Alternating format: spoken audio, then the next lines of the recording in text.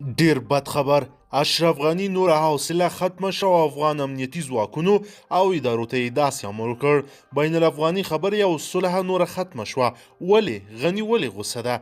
ویډیو را سره تر پایه وګورئ چې غني څه وویلې. درنو لیدونکو السلام علیکم، وخت مو په خیر. اشرف غني اعصاب طالبانو ته خراب شول او ملي امنیت شورا ته یې داسې امر وکړ. د افغانستان د ملي امنیت شورا دفتر وایي تر راتلونکي څو ورځې پورې به د بندیانو د خوشي کولو بهیر پای ته ورسیږي. د ملي امنیت شورا وایان جاوید فیصل وایي تر راتلونکو څو ورځې پورې به د حکومت له زندانونو د طالب بندیانو د خوشي کولو بهیر پای ته ورسیږي. فیصل ویلي طالبان سولې ته لیوالتیا نه لري او هره ورځ تاوتریخوالی کوي او د افغانستان خلک شهیدانوي.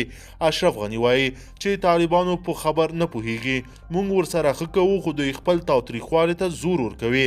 هره ورځ زمونږ اردو زمونږ پولیس وژني او زه هیڅکله د دغه کار حوصله نه لرم او نه داسې خلک زه بخم.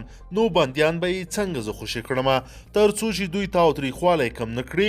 دا پروسه به نوره ولاړه نشي او نور به مونږ هم جنګ ته شدت ورکړو.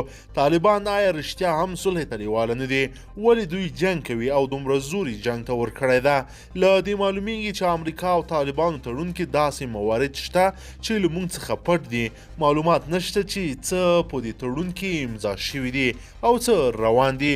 د ملي امنیت شورا همداسې د ځینو شمیرو له مخې تر اوسه د 902 طالب بندیانو د حکومت له زندانونو خوشي شوي دي او تر راتلونکي څو ورځې پورې به 1500 نور بندیان هم خوشي شي. خو په دې سره به د حکومت له زندانونو ټولو خوشي شویو طالب بندیانو شمیر 1500 ته ورسیږي او نور به یو بندي هم آزاد نشي. درنو لیدونکو تاسو د اشرف غني دغه امر او دغه کار په هکله څه وایئ؟ نو لمونږ سره یې حتما په کمنټ کې پرېږدئ. که چیرې غواړئ چې ورته تازه او مهمو پیښو څخه ځان ډېر ژر او په لنډو کې خبر کړئ، زموږ چینل د سره سبسکرایب کړئ او ویډیو د سره حتما لایک کړئ. تر بلې ویډیو مو په لوی رب سپارمه.